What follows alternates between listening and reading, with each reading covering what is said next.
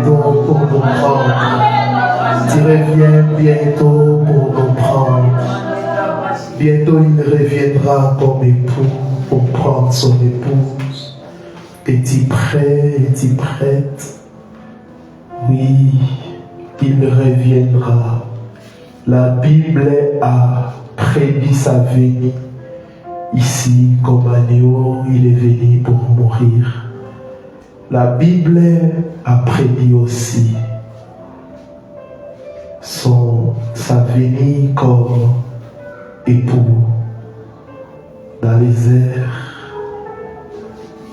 Nous allons écouter les sons de la trompette. Nous sommes des pèlerins. Un jour, il reviendra pour nous prendre. Merci, Yoshua HaMashiach. Merci pour ta parole. Merci pour ta vérité, Seigneur, qui nous libère. Merci pour l'assurance du salut. Merci, Abba Père, pour l'œuvre de la croix. Tu nous as rachetés. Tu nous as rachetés. En toi, nous avons la rédemption. En toi, nous avons la purification. En toi, nous avons l'imputation. Oh yes. Merci, Seigneur. Bénis ta parole. Au nom puissant et glorieux de Yahushua, nous avons ainsi prié. Nous disons Amen. Amen. Gloire soit rendue à notre Adonai Yahushua HaMashiach, le véritable Elohim, le véritable Elohim. Il est le même hier, aujourd'hui et éternellement. En dehors de Yahushua, il n'y a pas la vie, il n'y a pas le salut. En dehors de cet homme, il n'y a pas le salut. Lui seul sauve. La religion ne sauve pas, mais la relation avec cet homme de la croix sauve. Il nous a sauvés, il nous a rachetés, il nous a donné la vie éternelle. Nous bénissons le Seigneur. Je salue les gens qui nous suivent en direct sur notre chaîne, mais aussi sur les réseaux sociaux au nom précieux de notre Adonai Yahushua et bienvenue dans notre réunion d'enseignement et d'études bibliques. JFAS enseigne-moi. J'espère que le son est vraiment parfait. Nous sommes en train de travailler pour mieux vous servir. La statue de Nebuchadnezzar, deuxième partie.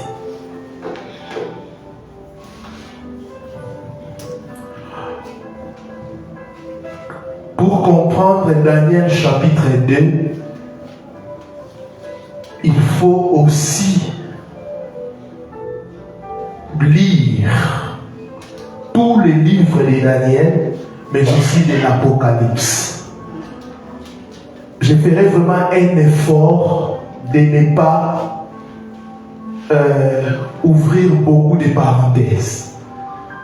Il y aura des choses que je vais expliquer ce soir. Il faut les prendre seulement dans le contexte de Daniel chapitre 2.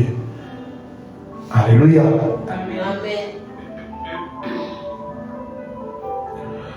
Nous avons expliqué la vision prophétique de Nebuchadnezzar, roi de Babylone.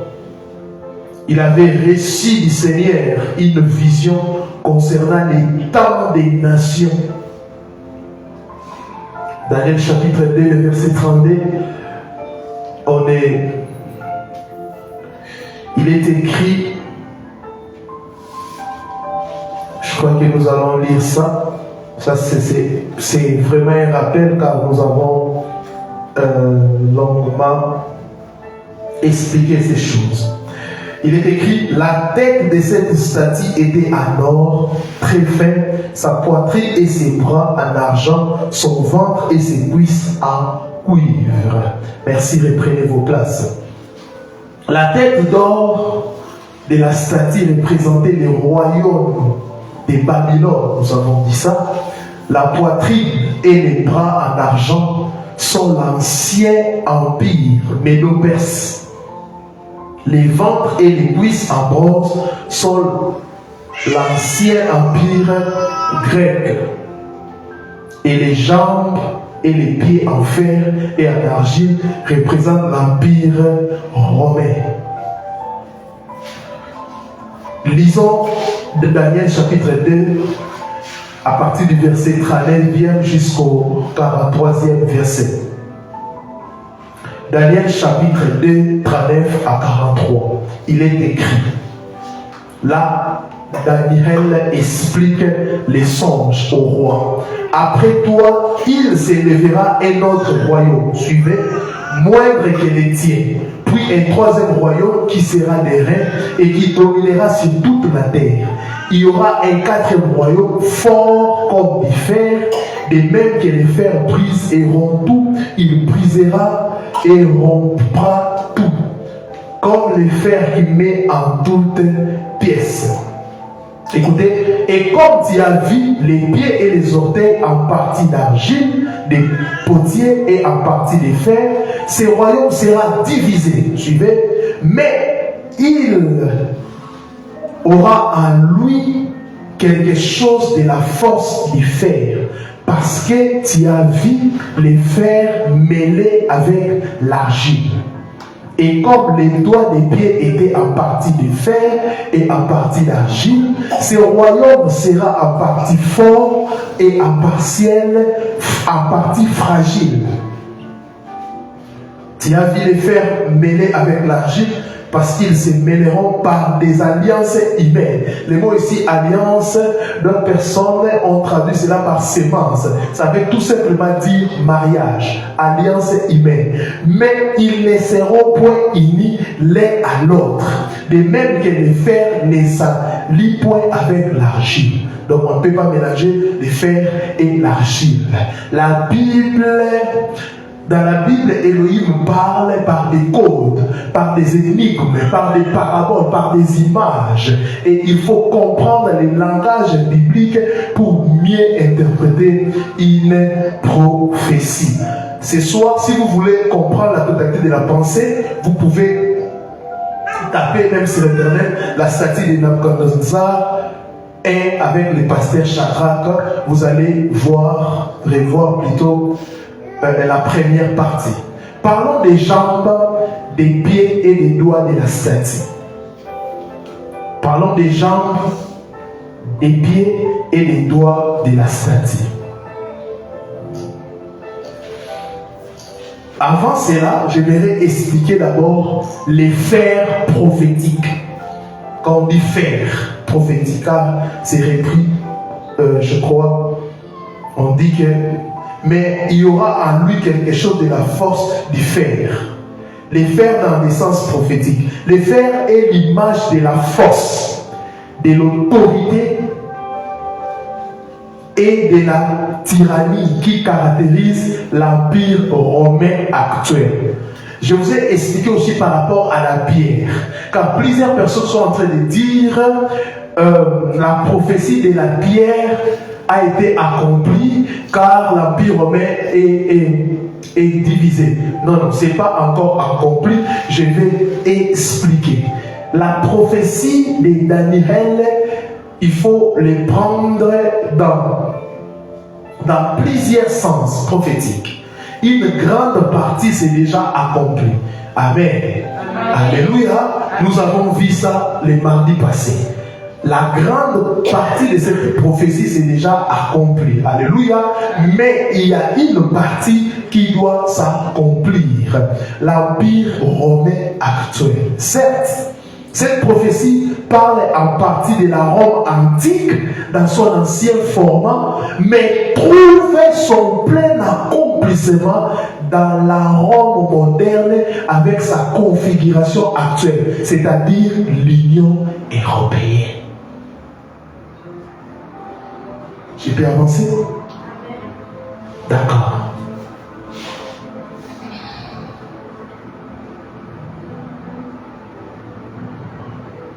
Sous l'angle prophétique, écoutez bien, parce que quand on parle de l'Union européenne, il faut bien préciser les choses. Sous l'angle prophétique, les États-Unis d'Amérique font partie de la 4e bête. On va expliquer les bêtes comme Apocalypse dit, car ces pays étaient démembrements de l'Europe, étant sortis de l'Angleterre. Vous connaissez cette histoire, non? Amen.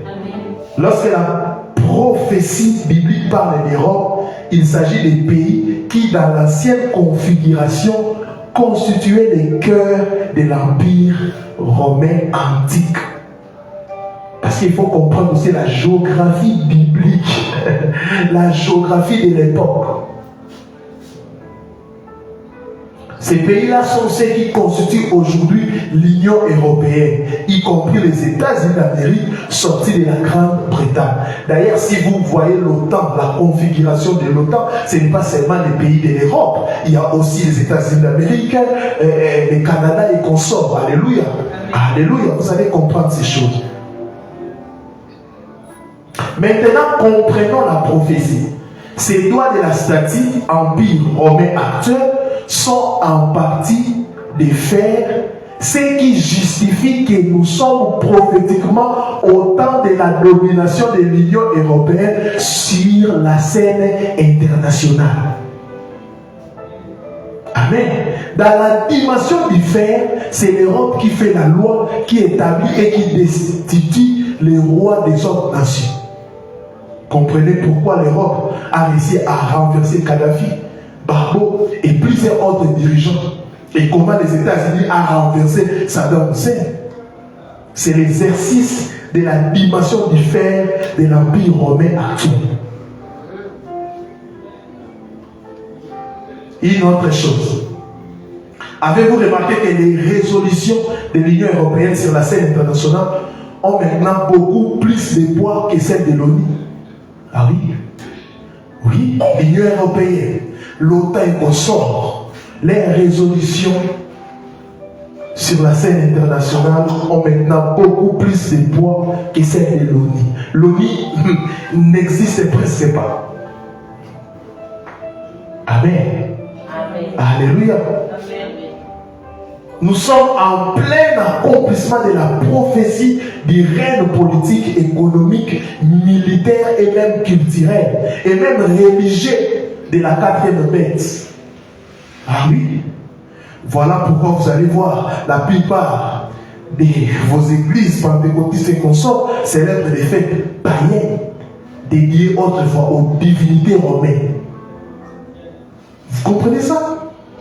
Les dieux Mitra au soleil, Diane d'Éphèse représentée par la statue de Marie, etc. Vous allez voir que même sur les plans religieux, Rome ou l'Empire romain est en train de dominer. Est en train de dominer. Aujourd'hui, si vous sillonnez certaines églises, vous allez voir que c'est Rome qui domine. Noël et consorts, tout ça.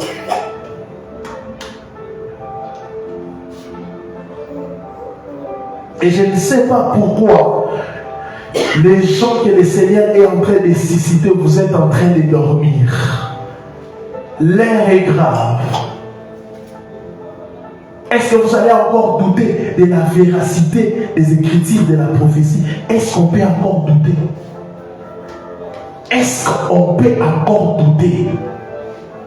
Répandez-vous et croyez à Yahushua, car bientôt la pluie tombera. Bientôt la pluie tombera. Amen.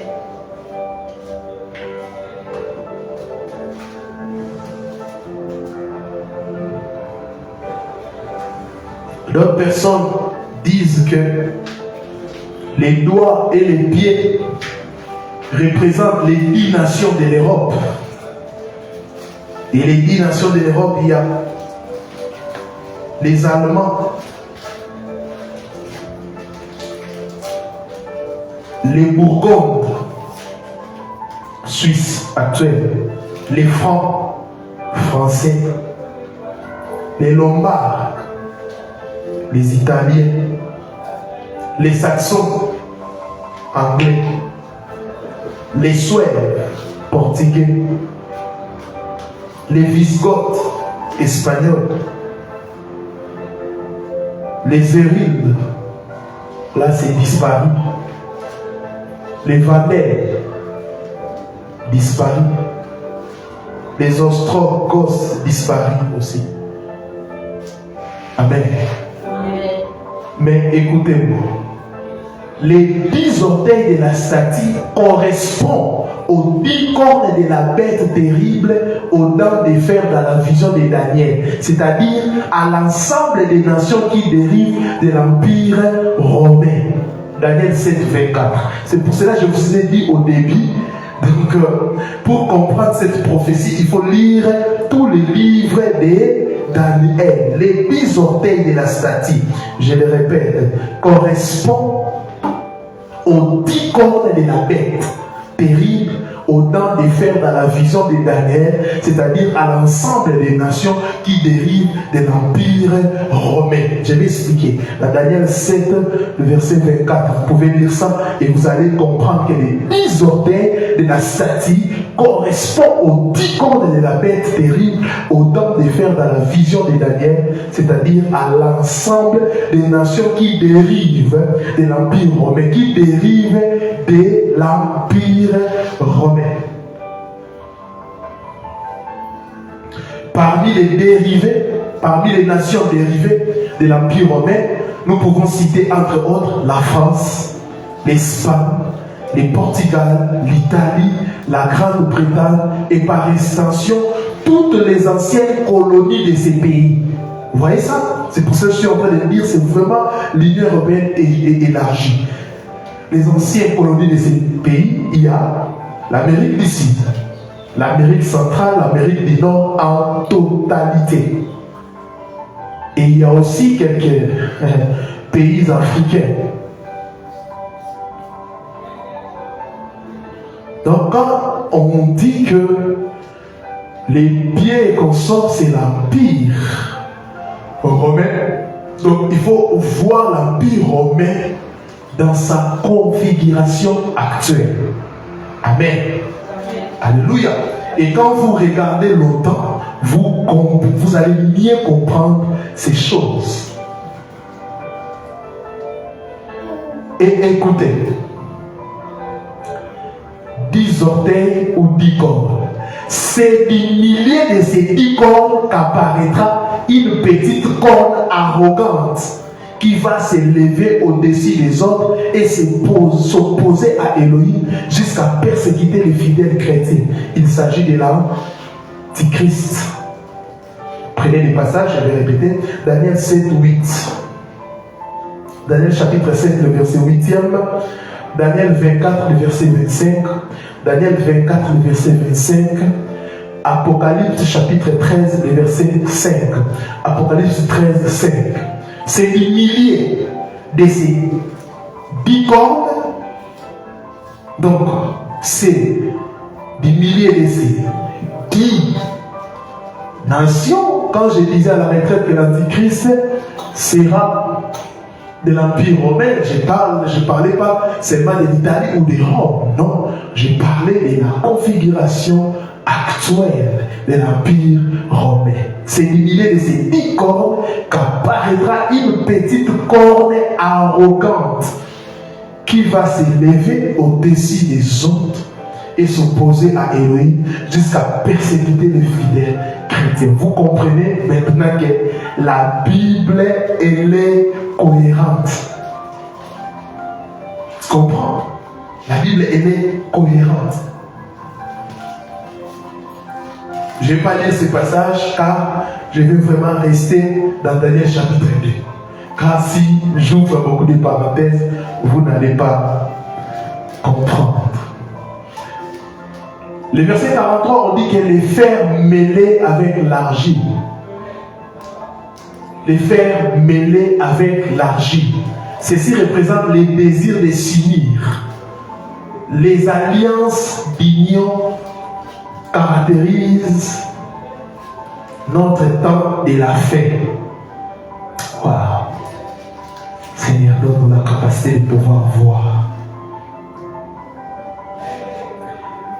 Il a dit, le verset 43, tu as vu les fers mêlés avec l'argile, parce qu'ils se mêleront par des alliances humaines, mais ils ne seront point unis l'un à l'autre, de même que les fers ne s'allient point avec l'argile.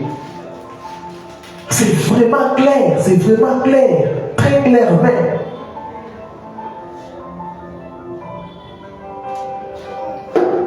Donc notre époque est caractérisée par des alliances. Les alliances politiques. Nous avons l'OTAN, l'Union européenne, l'ONU, et même en Afrique, on a l'OIA qui est devenue, je crois, Union africaine, IA.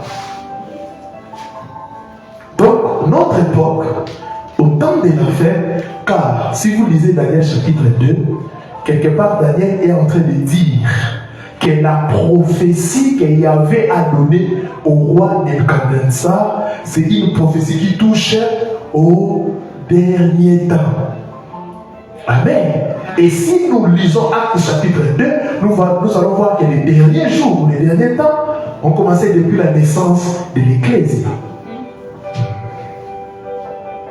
Donc des alliances politiques, il y en a. Mais aussi, il y a aussi des alliances économiques, les marchés communs. La CEE, tout ça, l'Union européenne, l'euro, dollar, l'OPEP, il y a plusieurs alliances économiques. Il y a des alliances politiques, il y a des alliances économiques, mais il y a aussi des alliances religieuses. Il y en a aussi l'écuménisme, les rêves de la nouvelle droite. Aujourd'hui même, on est en train de construire un temple et une maison qui va mettre ensemble les musulmans et, entre guillemets, les chrétiens. C'est financé. Lisez et suivez les infos, vous allez remarquer l'écuménisme, l'Alliance mondiale, les nouvelles ordres mondiales. Tout ça, ils sont en train de fédérer les forces pour préparer l'apparition de l'Antichrist.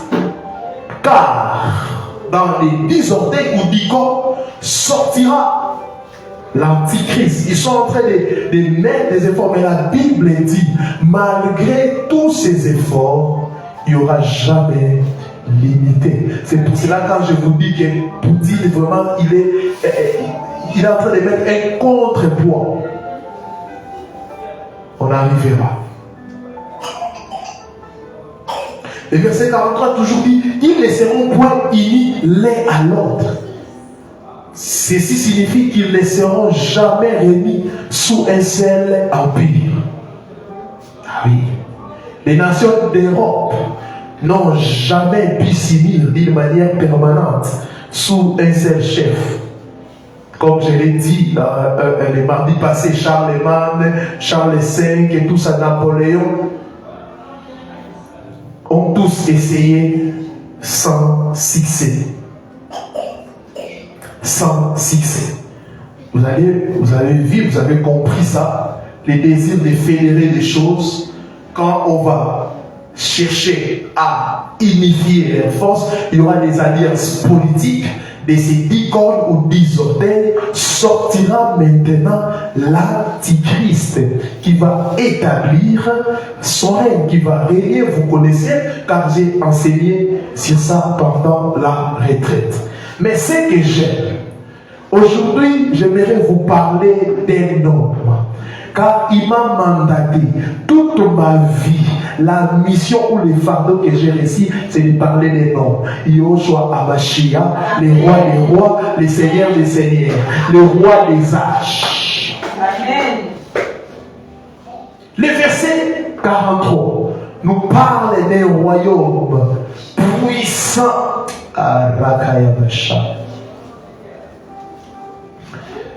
Le verset 43, on va lire ça.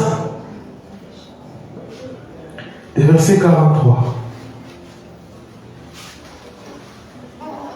Je crois que c'est ça. Puisque tu as vu les fers mêlés à l'argile des portiers, ils seront mêlés à la sémence. Je vous dis le mot sémence humaine. Mais ils ne seront pas unis l'un à l'autre, de même que les fers ne se mêlent pas à l'argile. Il n'y aura pas vraiment d'unité. On est en train de voir ça. C'est comme si la Russie et Kosovo est un peu écartée. On est en train de voir des efforts, mais sans cesser.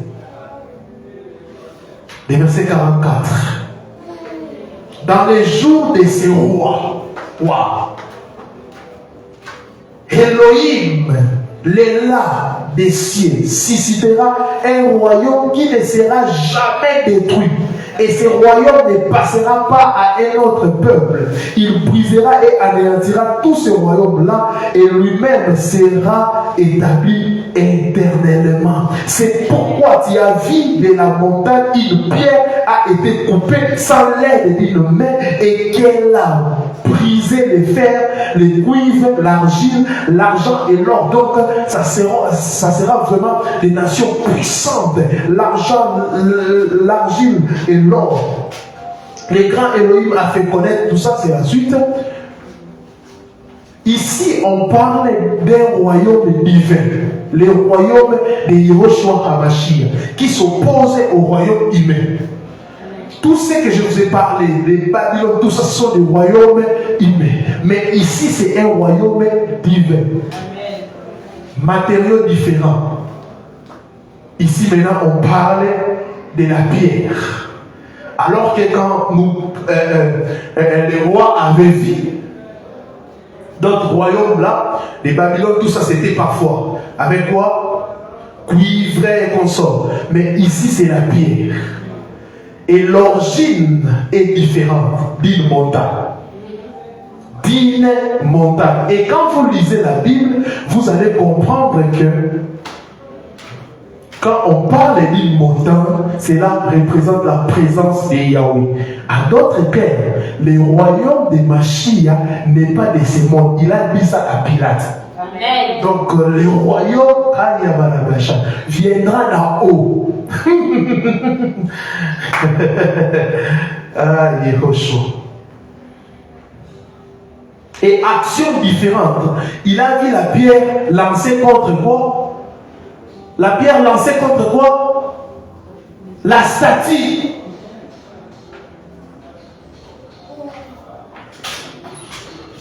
Et la durée, elle est différente.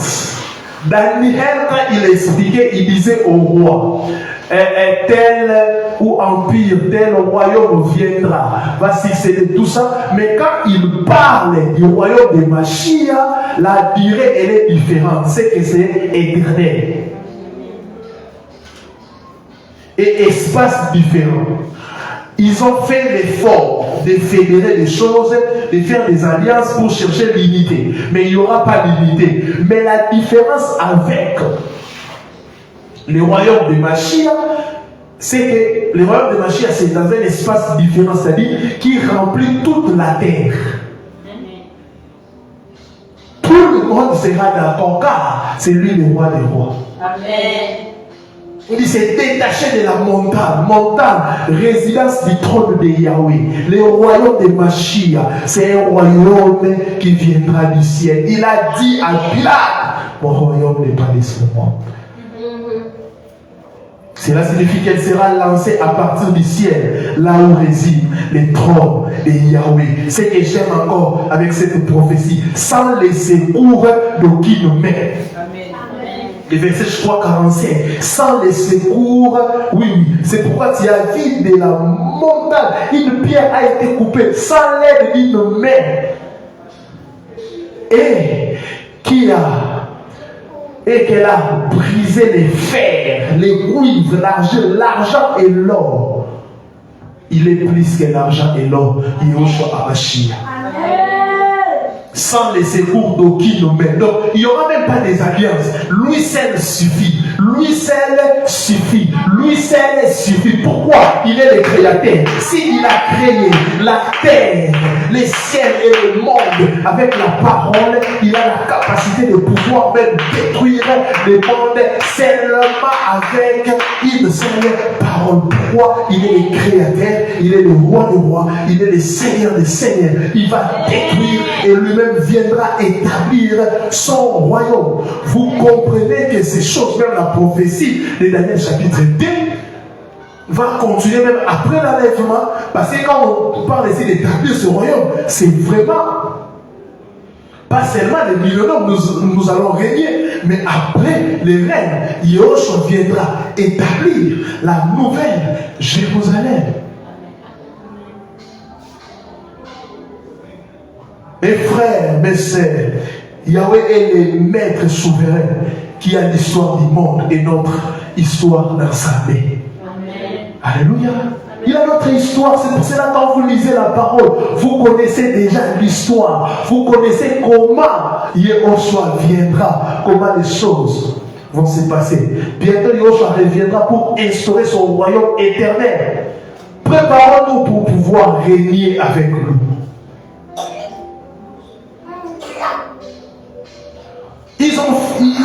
Ils vont faire des efforts. Les pieds et les orteils, en partie en argile et en partie en fer.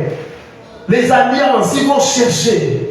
Mais écoutez-moi, les alliances internationales du temps de la fin sont aussi inefficaces que l'association du fer mêlé à l'argile. C'est pour cela qu'il y aura encore des alliances, il y aura encore des mouvements, il y aura encore et encore. Pourquoi? Les gens chercheront l'unité, les gens vont chercher. C'est pour cela, ne pensez pas que ces organisations-là, ignorent tout ça, ils vont ramener la paix en Afrique. Non, attention, attention, attention. Alléluia.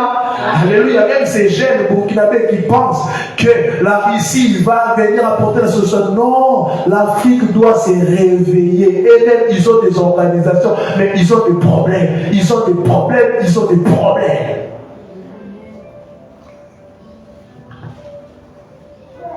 Les règnes de l'Antichrist précédera l'intervention de Yahweh et l'instauration de son royaume. Ce qui est symbolisé par la pierre, c'est détachant de la montagne. L'Antichrist viendra et il va chercher à établir semblant de l'unité. Malgré les semblants de l'unité, vous connaissez l'histoire qu'il y aura guerre, bagarre, Armageddon. Vous connaissez quand il va aller profaner et après il y aura des guerres. En d'autres termes, même si l'Antichrist règne, il fédère tout, il y aura toujours un problème. Car on ne peut pas mélanger ou on ne peut pas associer les fers à l'argile. C'est impossible. C'est ça toute la prophétie. C'est impossible. C'est impossible. Amen.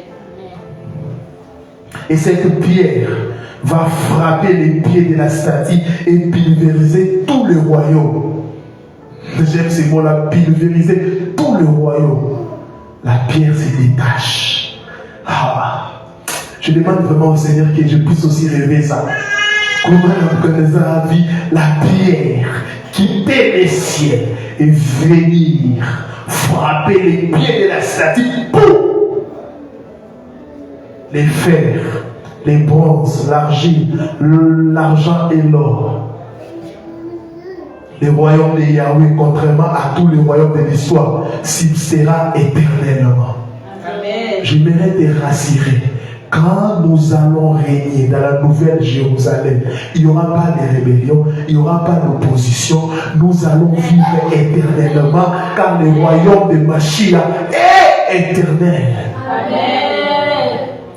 La statue qui vit Nebuchadnezzar représentait 4 empires mondiaux devant exister jusqu'au second avènement de Mashiach. Je suis en train toujours de parler de la pierre qui pulvérise la statue et le royaume d'Élohim futur, dont Hamashiach sera le roi. confirmation, lisons Apocalypse 11, le verset 15. Suivez attentivement la lecture. Apocalypse 11, le verset 15. Et le 7e ange sonna de la trompette, et il lit dans les ciels des grandes voix disant, écoutez, les royaumes du monde sont revenus à notre Seigneur et à son Mashiach. Ah, les royaumes du monde sont revenus à notre Seigneur et à son Mashiach, et il régnera d'âge en âge. Amen. Vous savez quand est-ce que le diable avait reçu l'autorité sur le royaume? Parce qu'il dit dans Matthieu chapitre 4, verset 4, il répond à Yoshua en disant que je te donnerai quoi? La domination et tout ce monde, parce que ces choses m'a été données. Données par qui? Genèse, par l'homme. Alléluia. L'homme était le premier empereur, le premier gouverneur, le premier roi de la terre. Et l'homme a péché et il a donné son royaume ou l'empire au diable. Alléluia. Mais la pierre, Yahushua Hamashiach, qui va frapper les pieds. C'est-à-dire, la Bible dit, après 11-15, les royaumes du monde sont revenus à notre Seigneur et à son Mashiach. Oh, gloire à toi, Yahushua. Apocalypse 17, le verset 14. Apocalypse 17, le verset 14. Ceux-ci combattront contre l'agneau, et l'agneau remportera la victoire sur eux, parce qu'il est le Seigneur des seigneurs et le roi des rois, ainsi que ceux qui sont avec lui, appelés et élus et fidèles. Et il me dit, les eaux que tu as vues où la prostituée est assise sont des peuples et des foules des nations et des langues. Il est intéressant de noter que Yahushua s'est comparé à la pierre rejetée par des hommes et devenant la pierre principale, la principale des larmes. La Matthieu chapitre 21, 42, il est écrit la pierre rejetée. Mais cette pierre est devenue la principale des larmes.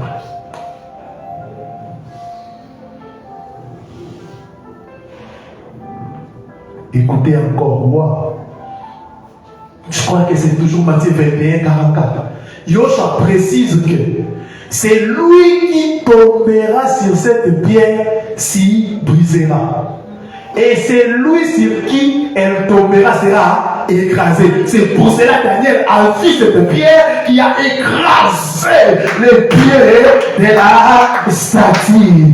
Bien-aimés dans le Seigneur, nous régnerons. Pourquoi? La pierre est très puissante. La pierre seule suffit pour détruire tous ces hauts.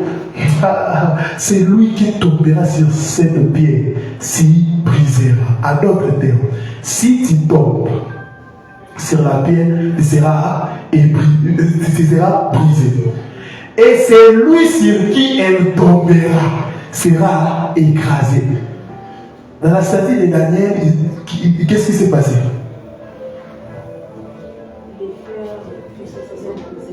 Non, qu'est-ce qui s'est passé? La pierre a fait quoi? Est-ce que ce sont ces royaumes ou c'est le royaume qui est tombé sur la pierre? Non, c'est pas ça. Ah, c'est pour cela les pieds ont fait quoi? Écrasé, pas brisé. Brisé, c'est quand la personne tombe sur la pierre. Mais quand la pierre tombe sur la personne est écrasée. C'est différent.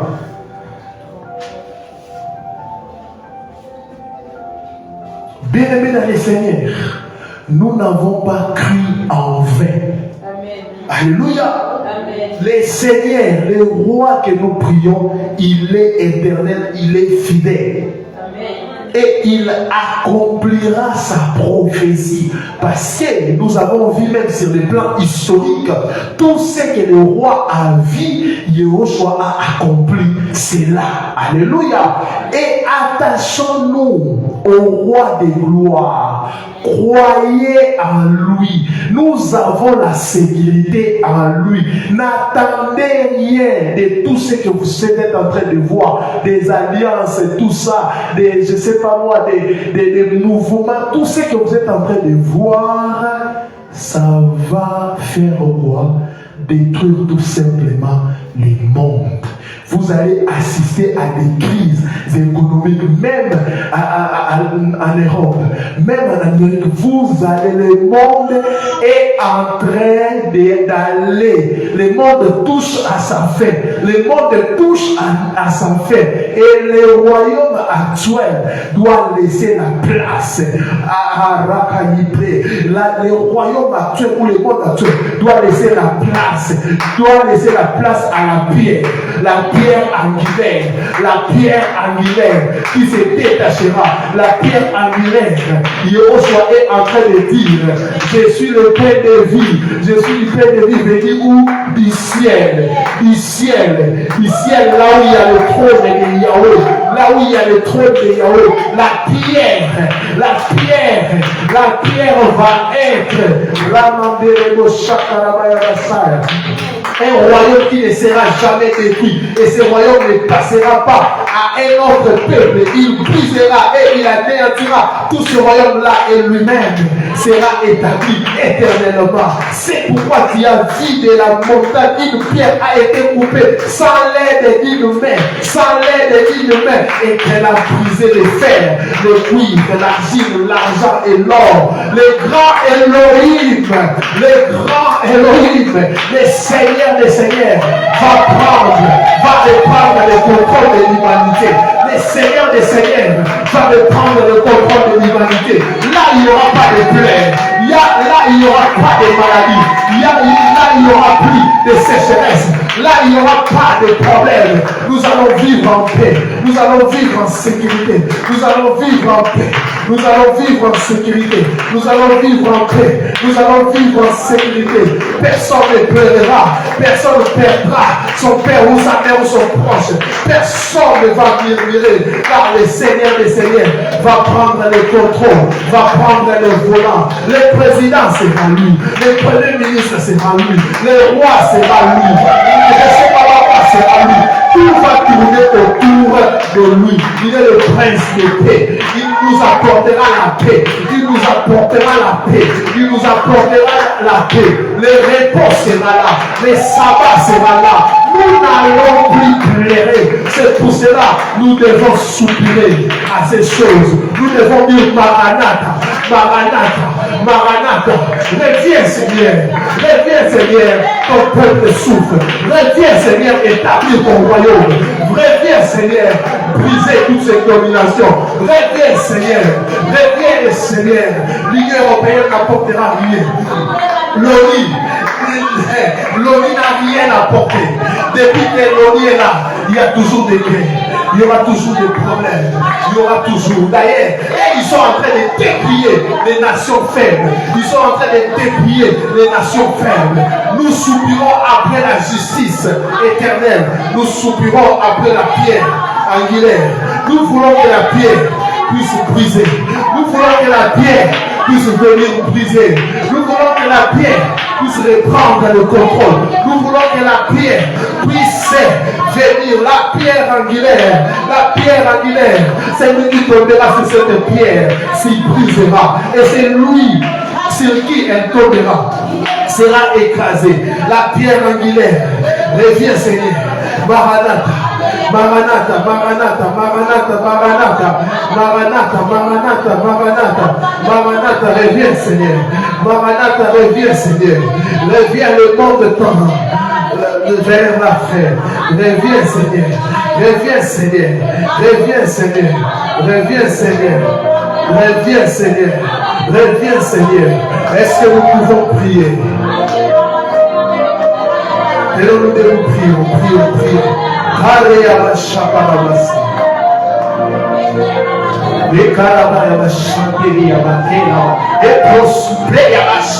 Reviens Seigneur.